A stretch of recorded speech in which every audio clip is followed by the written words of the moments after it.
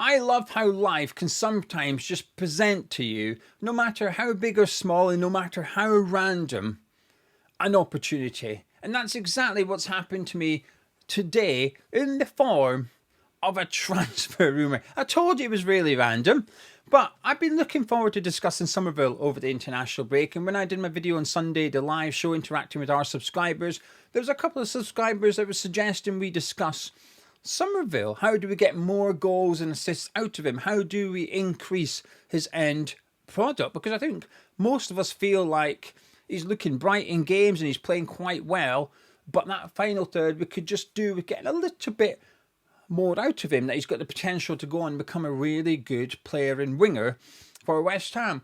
And I've got a theory, I've got an idea. However, I was thinking, how do I present this in a positive manner? Because it is a positive thought. I like Summerville, I think he's playing well. But I know it's going to come across negative, even if I do my utmost for it not to do that. And today, a transfer rumour comes along, which has just provided me an opportunity to discuss the transfer rumour, but also discuss Summerville, because we're being linked to Fulham winger Adama Traore. Now, I know lots of transfer rumours come along. It's easy to dismiss most of them, because most of them are just that. A transfer rumour. The vast majority of them go nowhere. They're just a story. But sometimes a transfer rumour comes along, and for whatever reason, you might believe it. It might be because of the person reporting it. You think, actually, that guy's really credible. If he's reporting it, I think there's an element of truth to it. It could be because of that player, the history with the manager, the player's availability, the price tag. Well, in this regards, in this transfer rumour, it ticks pretty much all of those boxes for me. I've seen it today on Sky Sports. West Ham interested in Adama Traore in the January transfer window. I think I'd almost be more surprised if we were not interested in him than if we were. So I believe the transfer rumour. I'm going to discuss that, and I'm going to discuss Summerville, because it actually goes hand in hand. But before I do that, we've got our next raffle live right now, and it's only £1 for a ticket. We've got 3 different prizes. Let me show you. You've got this signed shirt, which is the Freddie Potts one. So we've got a signed shirt by Freddie Potts. That's one prize. The other prize we've got is a signed shirt from our skipper, Jared Bowen. And the other prize is what we're just going to call a Hammers Chat bundle. It's 4 pieces of Hammers Chat merchandise, which includes this scarf in embroidered claret. Hammer is one of my favourite items that we've ever sold in the store. It's really nice as well. I can't show you how nice it is, but it feels nice, looks good too. I absolutely love this scarf. We've got the Oddballs boxers, we've got the Hammers Chat socks, and we've also got our Oddballs hat with the pom-pom as well. So the third prize is all 4 items. We'll be in touch to get your boxer size, by the way. Don't you worry, we can accommodate everyone. £1 per ticket. If you fancy grabbing a ticket, the link's in the description below. You get 4 tickets, you get your 5th one free. You get 8 tickets, you get 2 additional ones for free. And there's no promotions on top of that. We made it £1, so it's more affordable, more accessible for more people. So the last thing we want to do is start encouraging people to buy 20 odd tickets. We want to encourage people to maybe get 4 or 8, and that's it. So thank you very much for the support. And just for transparency, all the funds come to Hammers Chat. Obviously, just hosting the raffle costs hundreds of pounds in this regard, so we need to sell quite a lot just to make our money back, but any profit comes into Hammers Chat to help us keep doing this as a job. So thank you very much for your support, and best of luck. Links in description. Raffle is next Sunday, so you've got loads of time to enter. Right then, let's do the transfer rumour, and we have to go back to the summer actually, because a large part of the reasons given for Nuno leaving Nottingham Forest was down to interference in the transfer window. So Edu went into Nottingham Forest. He started having more say and taking charge of Nottingham Forest's summer transfer business. There was a lot of players that Nottingham Forest signed. They didn't feel like Nuno players. Nuno was quite outspoken about the transfer window, and I remember it coming out on the Monday, that interview. And on that Monday is when we heard the CAS verdict, which was that Nottingham Forest would stay in the Europa League and Crystal Palace would stay in the Conference League. And within that week, Nottingham Forest signed like 3 or 4 players. Can't remember exactly who they were. Douglas Luiz, Omari Hutchinson, Callum Wendo, perhaps. So they got to to work really quickly. So it was like, okay, they were just waiting to see which European competition they were in. But Nuno still didn't seem happy. When you look back at that now, knowing what we do today, you look at it differently perhaps. It felt like a frustrated manager at the lack of business, but now you look at it and think it was a manager frustrated at the lack of input he had over the summer transfer planning. We know what happened. He ended up speaking out and he ended up getting sacked. But the player that was sort of the symbol, in Nuno's words, as to why he was unhappy was Adama Traore. Nuno apparently really wanted him at Nottingham Forest, and Edu didn't make a move for him. Nottingham Forest didn't even go in for Fulham's Adama Traore, and hence why Nuno was upset. So I don't think it's just Adama Traore. I keep making a joke. Imagine getting sacked because you didn't sign Adama Traore. Which manager would do that? But it's the point, it's the principle, isn't it? He was just someone that Nuno really wanted, and there would have been other players as well, and he wasn't getting the players he wanted. He was getting the players that Edu wanted. They were changing the identity of their football club. Then they go and end up with Sean Dyche. Anyway, that's the history done. Well, the recent history. There's more history because, of course, Nuno had Traore at Wolves as well. So he's a player that he knows very, very well, and Nuno's a manager that Traore knows very, very well. So to see us linked with him is no surprise. Like I said, I'd be surprised if we weren't linked to him. And do you know what? I almost expect us to go for him because I'm putting my hat on believing the rumour in the summer a lot, which is that Nuno really wanted him. But then we know what we know with what happened with Nuno and Nottingham Forest, which was he ended up self-sabotage. I keep going back to that phrase. I just like that phrase that Nottingham Forest fans were using. So I think it's fair to suggest, I strongly believe this, that Nuno was unhappy with how they went about their transfer business in the summer. And as a result, he wanted to leave Nottingham Forest. He wanted to get sacked because he didn't like the direction the club was going in. He didn't like Edu, in particular, being at that club. And it might be that Traore was one of the players he really wanted and he wasn't getting him. I do believe that. So therefore, why would he not want him at West Ham? Because Traore is still where he was in the summer. If anything, he's got even more available because of Traore's circumstances. Now, his current contract at Craven Cottage expires at the end of this season. So he turns 30 in January, so he'll be 30 at the end of the season, but he's out of contract in the summer. So in January, it's Fulham's last chance to get any money for him if they wish. He'll be cheap. He will be cheap. I don't know what the price tag would be. 3-4 million? I don't know. Am I being a little bit too low? I'd be surprised if it was much more than that. If they were to try and sell Traore, I'd be surprised if anyone was paid over 5 million. You're better off just waiting 5 months and getting him for free. Right? We're talking essentially, it's almost like a loan fee, really, isn't it? We'll pay him to get him 6 months early. That's essentially what you're doing. And Fulham are getting money for someone that's probably going to walk out for free, or you're not going to give him a new contract because he's 30 and not really involved in Marco Silva's team. 11 Premier League games so far this season. Traore started one of them.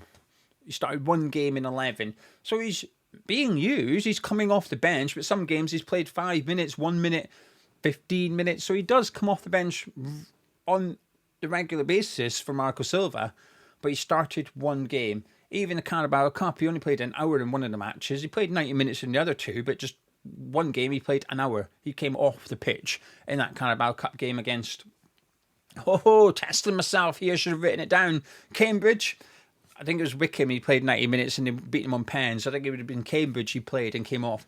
So he's very much a squad player at Fulham as it stands. If Nuno was going for him, I think he'd still be a squad player at West Ham. I just think he'd be more of a squad player. I think he would get more starts. I think he'd come off the bench in pretty much every single game as well. Because we are quite light in that department. We've got Summerville, we've got Bowen, we've got Guilherme, who we've not seen much at all, especially under Nuno. So I think, is there a vacancy at our club currently for a winger like Traore? I think there is. Now, I had a little look at his form under Nuno at Wolves. I remember him. We all remember him. Stood there, getting his baby oil on, ready to come down and start running past left-backs, whipping crosses in. And the last 2 seasons under Nuno, he's played 37 games in both. So he only missed 1 game in the Premier League 2 seasons in a row, and the one before that was still high 20s as well. So he was used a lot by Nuno. 10 goals and 18 assists and 131. It's not the best statistics in the world, is it? I think it's the assists is really good. 18 assists and 131 is brilliant. Not that many players hit double digits assists in a season. The goals, a goal every 13 games. It's not great for a winger, but I think I think Traore is like a proper old school winger. There's no cutting in on his stronger foot here. He was a right-footed right winger who stayed out on the right wing and got down, and his job was to supply. I've never really seen his job as to score under Nuno. It was to supply. And in the box, he had Jimenez, he had Jota, he had good strikers in the box to aim for as well. And he was almost a super sub, weren't he? If it wasn't going great, get him on, he just started getting down the line, started getting crosses in. Now, Traore is a bit of a long-term joke on here. Gonzo loves Traore, he has done for a while. I've never been keen on him. I've always found him, I think he's good at dribbling, that's it. I think even his assists, I'm surprised they were that high, to be honest with you, because I don't think he's that great in the final third. But I'm almost surprised myself here. I think I'm up for it. Now, an element of me is because Nuno loves him, and I think it's important in January we get players that Nuno wants. But those summers where we could have built a squad and a club identity, and it's the head coach comes in, works with what we've got, and when he goes, the next one comes in and works with what we've got. That's gone. We tried it, we blew it badly. We're not in that position, especially in January transfer window. We're in the position of get the bloody players that Nuno needs to get us out of this, right? So if Nuno says, I want Traore, I want this striker, and I want that defender, I suggest we bloody well go get those exact 3 players and hope that he's right about what he wants. So I've almost convinced myself it would be good, even though I'm not Traore's biggest fan. I think he'd be cheap. I think he'd be available. I don't think there's going to be loads of top wingers available, and I think it'd be good for Summerville. And I'll tell you why. I think Summerville needs a couple of goals. And in the last couple of games against Burnley and Newcastle, Summerville would have been the perfect player to have on the bench. And this is why I think it's going to come across negative, because it's going to be, you want Summerville dropped. Summerville's been playing good, right? I'm very happy with Summerville's performances, and I think there's more levels for him to go. But when he's come off the pitch and we've been slightly winning in both games, it's made for someone like him to come on, but we just don't have that player. Maybe Guilherme could be that player, but he's not today. Nuno won't use him. Nuno's brought on Kyle Walker-Peters. Now, of course, there's an element of that because he's a fullback and it just adds that defensive side of his game to it. Of course there is. But bringing Summerville on with that pace and that direct running in the state that the game's been in against Burnley and Newcastle, Summerville would have loved it. That goal Walker-Peters scored against Burnley, I think Summerville scores that. I think he's following it in. I think he's chasing it in. He's putting it into the back of the empty net. The goal that Souček scored against Newcastle, I think Summerville might be doing that as well. He might be running it in. And I think bringing him on, if we are winning by a goal and we start playing that counter-attacking football that we've seen, I think Summerville would absolutely love it. 3-on-3 attacks. And he's got the ball. He's just boom, running a tired defence, fresh legs. I think he'd be superb at it. Now, obviously, Summerville doesn't want to be dropped. He wants to start every game. But we're talking about how do we get the best out of him. I think he'd be a fantastic player off the bench. Now, the problem is we don't have anyone to start in place of him. But if you've got Adama Traore, you wouldn't have to bench Summerville, because you'd have that replacement in him sat there. Could you imagine bringing Traore on 10 minutes ago and we're leading by a goal?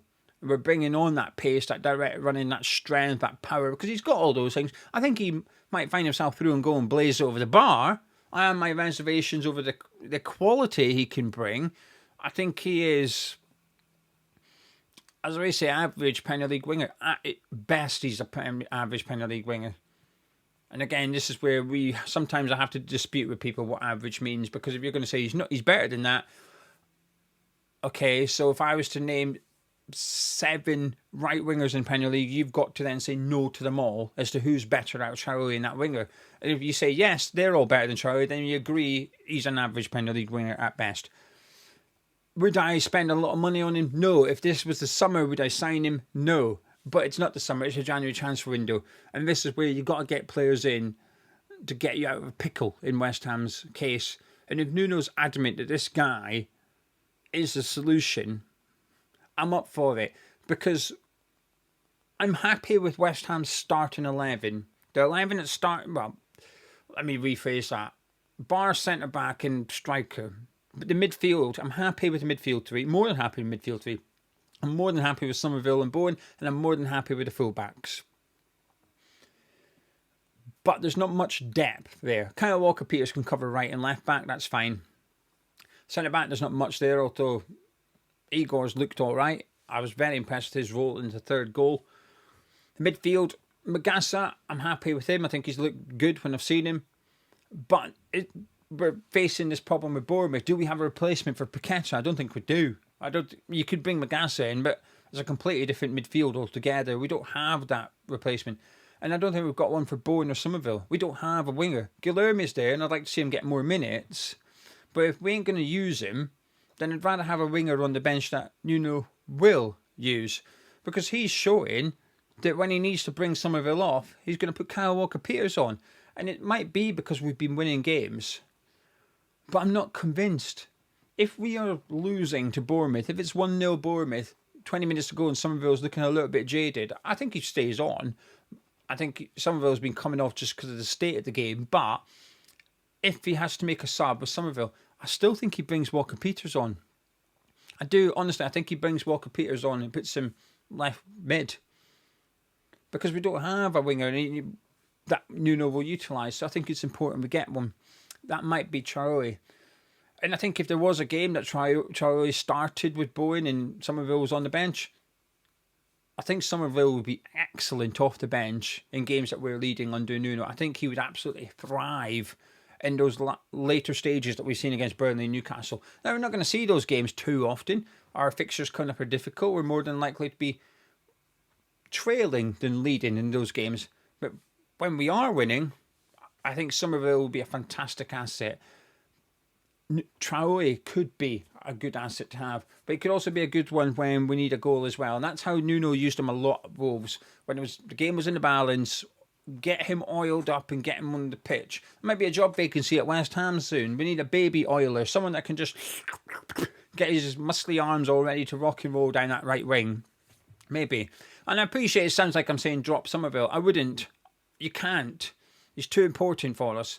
But in the second half of the season, if we had another winger that was able to perform for us, having a winger on the bench to bring on would be excellent. Because a couple of times now, the Burnley-Newcastle game, part of me has been thinking that game was screaming out for someone like Summerville to come off the bench. Now, it's worked with Walker-Peters, who scored against Burnley and he would have scored against Newcastle. I think had Souček not gone in. I think Walker-Peters might have got there.